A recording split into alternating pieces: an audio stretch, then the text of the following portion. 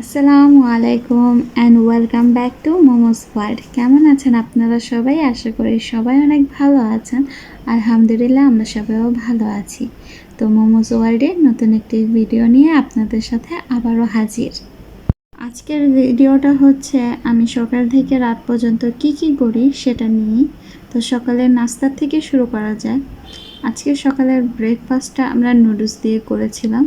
So আমার husband এবার হচ্ছে এই কোকোলার প্যাকেটটা নিয়ে আসে। সো এটা খুবই রিজনেবল এবং খেতেও আমার কাছে ভালোই লেগেছে।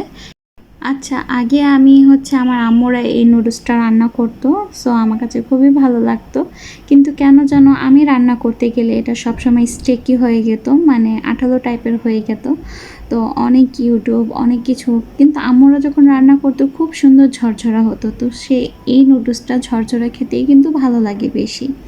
তো আমি অনেক ইউটিউব তারপর অনেকের থেকে দেখে দেখে এখন আলহামদুলিল্লাহ আমি অনেক সুন্দর করে নুডলস রান্না করতে পারি। তো ফার্স্টে আপনাদেরকেও একটা টেকনিক বলে দিই, যে হচ্ছে যখন নুডলসটাকে হচ্ছে বয়েল করবেন, তো অবশ্যই পানিটাকে ভালো করে ফুটাবেন এবং হচ্ছে সেখানে 1 চামচের মতন তেল আর একটু সামান্য লবণ দিয়ে দিবেন। তারপর হচ্ছে নুডলসটাকে সিদ্ধ করে নেবেন, তাহলে দেখবেন অনেক সুন্দর ঝরঝরা থাকে, একটার সাথে একটা গায়ে লেগে থাকে না।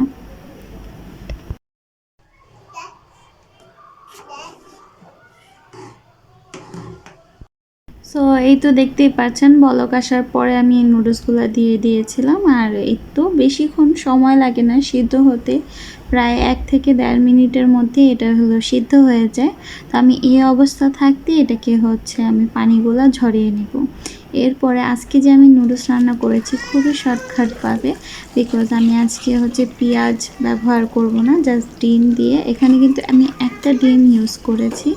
সো একটা ডিমকে আমি তেলের ভিতরে ছেড়ে এখানে হচ্ছে আমি কিছু পেঁয়াজ পাতা সেটা দিয়ে দিয়েছি, কারণ আমার কাছে পেঁয়াজ পাতা খুবই ভালো লাগে। পেঁয়াজ পাতার যে কোনো জিনিস, না হয় কোনো চাইনিজ আইটেম, না হয় হলো আপনার ফ্রাইড রাইস, আর হচ্ছে যদি ভাজিও করেন সামান্য, তবুও আমার কাছে ভালো লাগে। তো নুডলসে দিয়েও এবার খেয়েছি, আলহামদুলিল্লাহ খুবই মজা লেগেছে। তো এখন সব কিছু দিয়ে দিব। লবণ দিয়েছিলাম অল্প একটু পরিমাণে, আর আমার কাছে টমেটো পেস্ট ছিল, তো ডিপ ফ্রোস্ট করা, সেখান থেকে আমি জাস্ট একটা কিউব দিয়ে দিয়েছি। ওয়েস্টার সস দিয়ে দিয়েছি অল্প একটু, 1/2 চামচের মতন। সয়া সসও 1/2 চামচের মতন, আর টমেটো সস বেশি করে দিয়ে এটার গ্রেভিটা আমি করে ফেললাম।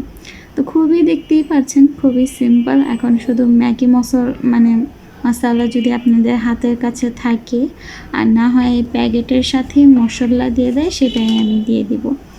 আর লবণটা হচ্ছে আপনাদের টেস্ট বার মতন দিবেন, তাহলে দেখবেন ভালো হয়ে যায়। আচ্ছা, এখানে নুডলসটা দিয়েছি, দেখতেই পাচ্ছেন কতটা ঝরঝরে হয়েছে আমার নুডলসটা, মাশাআল্লাহ। আমি হচ্ছে যখন আমার কোনো রান্না বান্না যদি সাকসেস টাইপের হয়, তাহলে আমার নিজেরটা নিজেই অনেক ভালো লাগে।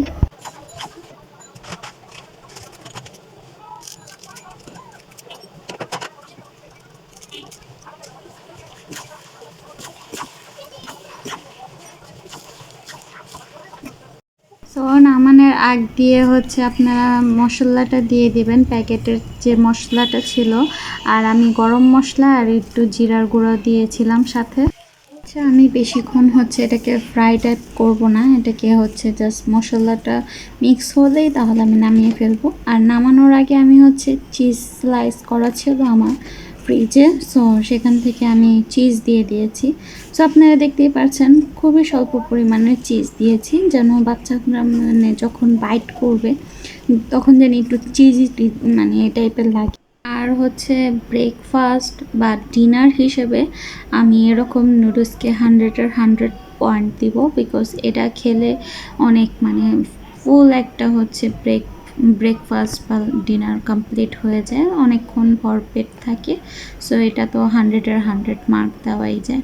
সো খুবই ইজি, আপনারা দেখতেই পাচ্ছেন কোনো পেঁয়াজ কাটাকাটির বা কাঁচামরিচ কাটাকাটির কোনো ঝামেলা ছিল না। আর আমি বাচ্চাদের জন্য গোলমরিচের গুঁড়াটাও দিইনি, আপনারা চাইলে ফ্রেশ গোলমরিচটা মানে ক্রাশ করে দিতে পারেন, তাহলে একটু স্পাইসি লাগে, বা কাঁচামরিচ চিলি ফ্লেক্সগুলো কেটে দিয়ে দিতে পারেন, তাহলে আরও বেশি মজা লাগবে। আর দেখতেই পাচ্ছেন কীরকম চিজি হয়েছে আমার নুডলসটা। তো এরকম নুডলস না, স্প্যাগেটি খেলেও হয়তো বেশি মজা লাগে, বাট আমি নুডলসের সাথে হচ্ছে চিজ দিয়ে এরকম করেছি, খারাপ লাগেনি, মজাই লেগেছে। আর এই রেসিপিটা শুধু আমি না, যদি আপনারাও ট্রাই করে থাকেন তাহলে অবশ্যই কিন্তু আমাকে কমেন্টে জানাবেন যে এরকম ইজি টু ওয়ে নুডলস রেসিপিটা আমরাও ট্রাই করেছি। তো এখন দুপুরের পালা, লাঞ্চ টাইম।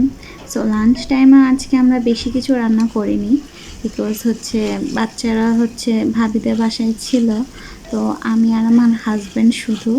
আর জাবির বাবা তো সেই টাইপের মানে ভাতের এত কিছু খায় না, ও জাস্ট এক টুকরো মাছ বা মাংস হলেই হয়। তো হচ্ছে এখানে হচ্ছে মগজ, এটা হচ্ছে খাসির মগজ ছিল, তো ভালো করে ক্লিন করে ফেলেছি। তারপর এটার মধ্যে কিছু রক থাকে, সেটাও ক্লিন করে, এখানে 2টা খাসির মাথা আর কি মগজ আছে। তো এটাকে আমি এখন রান্না করে ফেলবো। আজকে আমাদের দুপুরের হচ্ছে আয়োজন এটাই। তো দেখতেই পারবেন আমি মশলা খুবই কম খাই, সামান্য একটু পেঁয়াজ দিয়েছি আর গোটা গরম মশলা, সেটা হয়ে গেলে আদা রসুনের পেস্ট দিয়েছি। তারপর হচ্ছে একটু ব্রাউনিশ হয়ে আসলে আর আদা রসুনের পেস্টটার স্মেল চলে গেলে তখন আমি হচ্ছে এখানে গরম মশলা দিয়ে দিব এখন।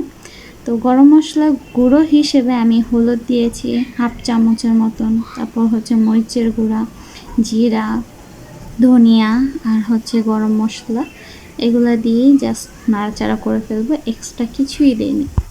আচ্ছা, আমার ভিডিওতে হচ্ছে লবণ দেওয়ার ক্লিপটা নেই, হয়তো আপনারা বলবেন আমি লবণ দিইনি, বাট না, ভিডিও অনেক লং হয়ে যায়, এই জন্য কেটে ছেটে যতটুকু মানে সিম্পল ওয়েভাবে আপনাদেরকে দেখানো হয়। আমি কিন্তু লবণ অবশ্যই দিয়েছি, তো তাই ভয়েসে বলে দিলাম, কারণ আমি ভিডিওতে লবণের মানে পার্টটুক কেটে দিয়েছি, কারণ অনেক লং। পরে মশলা কষানো হয়েছে, আমি আর লবণ দিয়েছি, আবার হলো তেল উঠে আসতে, যে এখন আমি আবার মগজগুলোকে একটু ভেঙে ভেঙে, আমি একেবারে মিখিভাবে ভাঙিনি, জাস্ট একটু আস্ত আস্ত রেখেছি, যেন ভাতের সাথে খেলে মগজের মানে বাইটটা যেন লাগে।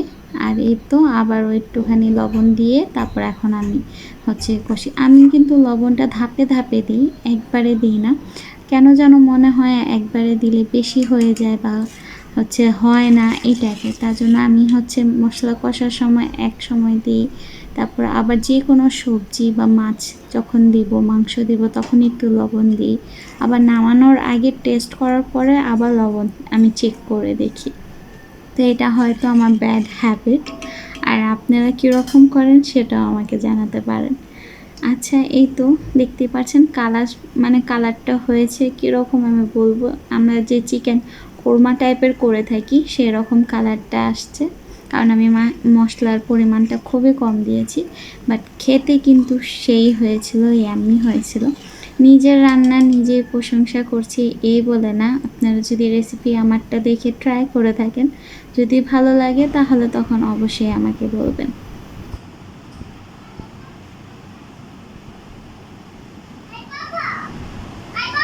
হ্যাঁ, গেছো কেন ওখানে?